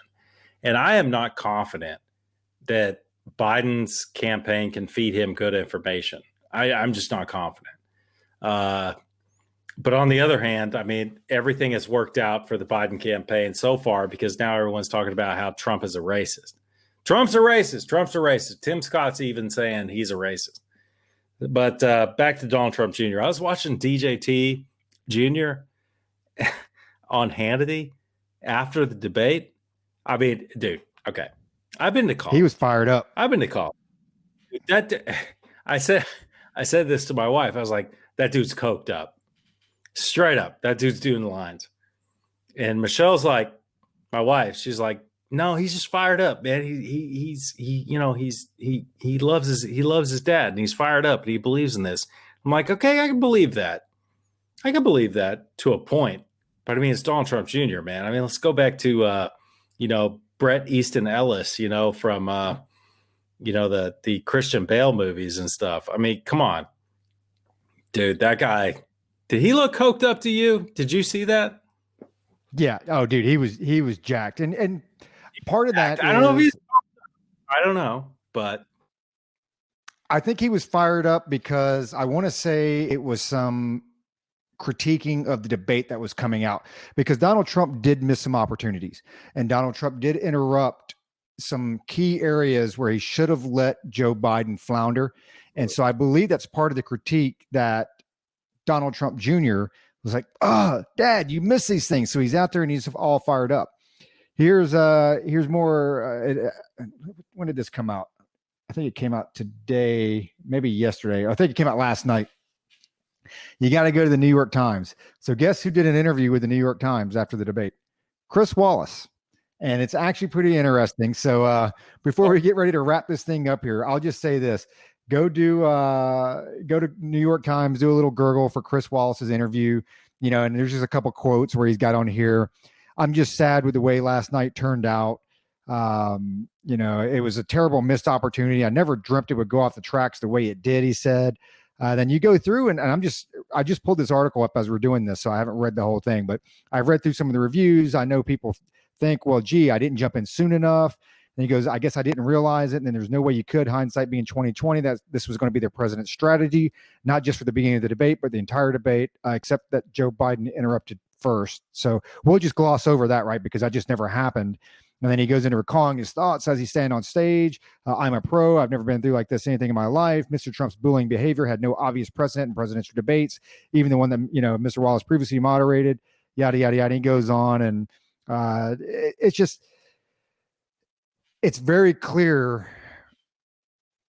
from that snippet that I read myself, that it just goes back to support my decision that the fix was in. I'm not sure if it was done consciously. Here's what I truly believe, and I'll do this, and I'll kick it to you, Luke, and we can close this thing out. Even though Chris Wallace is a registered Democrat, he generally is a pretty good journalist from what I've seen. Not his dad, but he's generally pretty good. He does lean to the left, which I think in the last year or two, you started to see that come out a little bit more, which wasn't prevalent a couple years ago. I think you started to see that more and more. But more importantly, and this is with a lot of the journalists, this is a lot with a lot of other politicians, and this is with a lot of voters.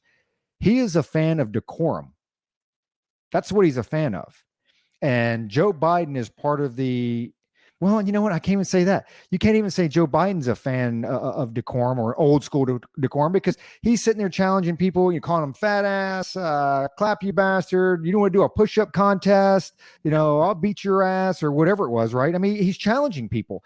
So you can't even say, I guess he just hasn't done it on a national stage. He's been through one-on-one, either interviews or interactions out in the communities or whatever. But generally speaking, Chris Wallace and that type is a fan of decorum. And it's almost like you've got these set of rules that you're going to operate by. And it's 1, 2, 3, 4, 5. And President Trump doesn't go by any of that stuff. And it throws people off, and it almost offends them. It's like being in the Senate or in Parliament or something like that. It's like, no, we have rules, and you have to follow these rules. And if not, then you're automatically, going to take the other side. You're automatically going to be defensive and maybe even aggressive and start slanting that way. So I think overall, I want to believe that he wanted to go in there, but at the same time, I look at the questions. I mean, I'd be curious from our audience out there. Maybe we post the questions up on our website or up on our Facebook page. We're too cheap to have a website, but one day when we get one, we'll go back and post it. But maybe we post it up on our Facebook page, just a sample of them. Hey, how many of these are really objective, fair, policy type questions? You just don't see it. So when you look at Chris Wallace, hopefully he did more prep than Donald Trump did, and more than the 2 hours, I'm assuming, because it was announced a while ago that Chris Wallace was going to moderate this thing. So I'm assuming he's been working on these questions for weeks, at least several days. So then you say, well, maybe everything I just said was junk. I mean, it was intentional. I don't know. I know I kind of just totally did a 180 there. So I guess at the end of the day, it's I don't know what the hell I'm saying. Yeah, You- yeah, it's 360 or whatever. Turn one way, took a left, took a right, and I'm in Albuquerque. But I want to believe in the best. But then I look at him like this guy had several days, weeks to come up with these questions, and this is what he came up with. This you is know, junk. and that's my thing. That's my thing, Roger. It's like, you know, I don't consider you a smart guy. I really don't. To be honest with you, you're kind of an And you idiot. shouldn't. You shouldn't. I And just so is Google everything, Josh. man. I can read pretty well. That's all I need. Exactly. And so am I. I'm kind of an idiot. But at the same time, it's like, come on, man. Could I run a debate better than he did? Yeah, I think I could. I'm going to say it. I do. I don't care. This much of a Buffalo Trace left. You know, I had like half a bottle before then. But look, man, you know, we got a vice presidential debate next week. We've got 2 more presidential debates. It's all good, man. We got plenty to talk about. I'll tell you this. You guys need to check out Every Mother's Nightmare. Every Mother's Nightmare on iTunes. Check them out on YouTube. Check them out everywhere you go. That's Josh's, I think, brother-in-law, something like that. You check them out. They might be our new intro music. Carlton Zeus got it. That's what I'm talking about. That's the scoops. So, You're kicking Carlton to the curb. No, I'm not kicking him to the curb. We're going to do a rotation here. So check it out. I mean, I'm pretty worked up tonight, folks. I'm pretty worked up tonight. I'm not ready to do the closeout. I'm not ready for that. So I'm going to let Roger do that. But check out Every Mother's Nightmare. Check that out. Check it out. It's not bad. Well, I don't know if it's not bad music. I haven't listened to it yet. I will tomorrow. But Josh swears by it. So I'm going to go with Josh. And I'm going to let Roger close it out. Folks, thanks for listening. I got a lot more to say about this, but I'm gonna let Roger close it out. It'll be on their freemium content. It's kind of like the Howard Stern, whatever that movie is, Private Parts, when he's like back in his old radio station days. He's like, "Oh yeah, man, you should use these guys. I remember as a kid, we used to use these gutter cleaners, and this ad is great. Grand opening." I was like, "All right." So we haven't heard the band, but from as we're sitting here going and doing our show, since Josh is bored because he has no show to do, he brought up this band, and I think he's either one, they got great hair, fantastic hair. I'm completely jealous, but apparently they have an album that's coming up, and you can check out their website. It's www.emnrocks.com. So Every Mother's Nightmare rocks.com, ROCKS. But apparently their upcoming album recognizes wounded warriors and veterans, and I don't want to put them on the spot because I don't know them, but I'm assuming that there will be some type of proceeds that go to that. And you know who else's proceeds go to that? Your book, right? What was the name of that thing again? Do you remember what was the name of your book? At that 2-second pause there as I unmuted the microphone. Yeah. Come on, man. Snafus, foo bars, tarfus, and other sordid tales. Come on, man. You know. There we go. So go check out the album, go check out the book, buy it for everybody. For the listeners out there, again, thanks again. I know we say it every week. We can't say it enough because so far we've had several folks that give away a couple hours of their day to either watch us.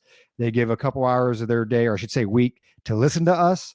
And some folks have even been dumb enough to give up some of their money for some writing material. But it's incredibly humbling because to sit here and think at this point in my life that anybody, for all three of us, anybody would sit here and actually dedicate their time that's unbelievable.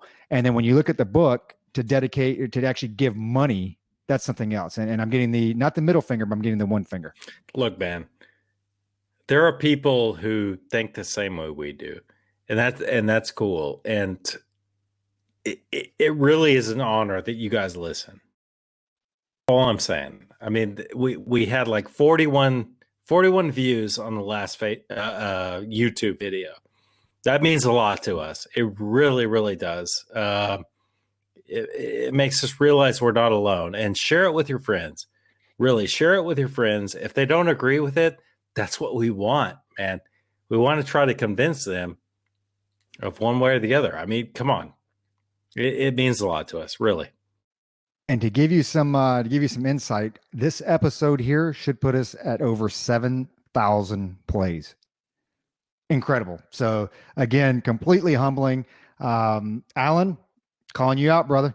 You're pretty vocal. You're pretty fired up. I think he was on the same stuff that Donald Trump Jr. was on, because Alan was fired up. I mean, he was typing stuff so daggone fast that I couldn't keep track of it. I was like, holy cow, man, he's jacked. So, be ready, Alan. We'll have to do another Minute with Mo. We'll bring him on. We'll have to bring Alan on and maybe a couple other folks on there. But thanks for your time. Thanks for your listening. Check out CarltonZeus.com. I guess we're still plugging him until Luke kicks him to the curb, and then we'll plug somebody else. But as of right now, check him out on Apple Music. Go to www.carltonzeus.com. Canteeners, be safe out there. Keep your canteen cups tightly secured, and your freemium content, where we try to figure out some way to screw you out of $9.99 a month here pretty soon, starts now. Good stuff. Dude, I don't know what happened to me. I don't know what happened to me, man. You're killing. Well, I can tell you what happened to you. Buffalo Trace happened to you. Fucking man. Dude, it was like 20 minutes ago, man. 20 minutes ago. All of a sudden it kicked in, and I was like, I don't know what the fuck I'm even talking about right now. Because when Josh started like messaging that, when he called, my entire thought process just did a 180, dude. I lost it. I lost it because I was on point, man. Not that me being on point is. It happens when you get older. You know, I've sat there Josh and like I start giving my. Man. I've sat there and I start lecturing my kids, and then next thing you know, like 7 minutes into this, they're giving me this gloss over stare. And I'm like, I don't even know what the hell I'm lecturing them about anymore. I'm like, so don't do that shit again. And they're like, all right. And they just kind of go off or whatever. It's all good. Buffalo Trace treating you right, huh? What's that? Well, of course. You know your wife. Dude. So now, so with the Buffalo Trace, so I know how you are on the Boulay, and I know how you are on the Jameson. So is this going to be an aggressive Luke Jones that comes out tonight, or is this going to be no, this is, hey man, I love you guys. This is a lost guy. When I drink this, I'm lost. It's like, I go off on these tangents. I don't know, man. I don't know. I was good. Like 25 minutes ago, I was good. Now I'm not. I'm not good. I'm not good on the logical thinking. My question to you is, your wife, the Buffalo Trace, how does she get? She gets a little friendly. No, it's all good. Buffalo Trace is her go-to every day. So, she takes a couple of her drinks a night or whatever. I generally say she doesn't drink half the bottle, but you're off work tomorrow too, right? You're not even working tomorrow. Well, yeah, sort of. Yeah, are you going in tomorrow? No, I'm going to email them tomorrow morning. I'm going to say, look, bros, I'm not going into work tomorrow. Like, hey, I was doing this podcast thing. I got a little drunk, hungover, and I'm not. Dude, hey, I'm making some money on the side. So much money. We're making so much money on this. Dude, Josh, God, I wish you could have been on tonight. Tonight would have been epic. Tonight would have been epic with him on. I think we might have gone through a complete episode, and I'll have to go back and listen to it without dropping an F-bomb.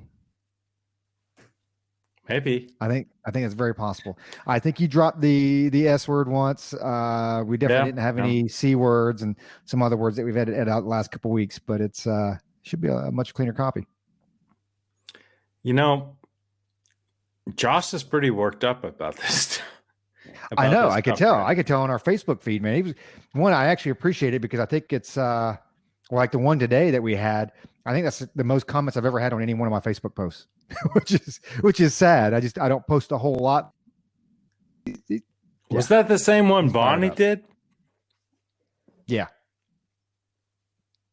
And she was commenting on God, I'm so drunk. It's all good. And I think I didn't even realize it until you just said it, but yeah, dude, we've actually got some views on the YouTube stuff. So it's yeah, it's 41 views when I saw. Yeah, it's pretty badass. Yeah, man, it's like 6 likes, dude. We're gonna be so rich. It's all good. If only I can get $1 for each like. So anyway, the vice presidential debate, you said it's next week? I think it's next week, yeah. I have to Google that. Because that could be a good one. You know, that'll be an interesting one, man, because it's like, contrasting styles. You got Joe Biden. What the fuck? It's on the 7th, so next Friday, right? Yeah. It's Thursday. Friday for you, Thursday for us, or whatever. So it'll be next Thursday. So maybe we can get our Facebook Live thing fixed or whatever. We can get all three. Dude, I don't know what happened to me like 20 minutes ago, but I got fucked up. Like 20 minutes ago, I got messed up, dude. It's probably that bottle that's sitting in front of you that has more air than booze in it. Jesus fucking. Good thing my parents don't watch, the YouTube channel. Good God. Good, dude, because they'd be disappointed in their son. I'm drunk right now. There's no doubt. I am not fit to do a podcast, but Josh is messed up, dude. He's falling into the trap. And he's like, oh, bro, because I'm questioning Trump, I'm a hater. It's like, no, dude, because you're falling into the trap of everyone else. God damn, man. God, I wish you could be in this podcast. Good God. We'll make sure we have him in on the next one. And with that being said, so we don't have to watch Luke, sit here and pass out. We'll let him have his last couple of drinks and go bother his wife, who I'm sure is eagerly waiting for him. But for the YouTube viewers out there, hey, thanks a lot for watching us. It's incredible because we do very little pushing on the YouTube stuff. Just the fact that anybody wants to sit there and not only listen to us, but actually look at us. My own kids and wife don't want to sit there and look at me for this long. So I think we literally have YouTube viewers out there that want to watch us and see us longer than my kids do. Thanks, y'all. So that's pretty incredible. But thanks for watching us. Just like on the podcast, hope everybody stays safe, stays healthy, and keep your canteen cups tightly secured.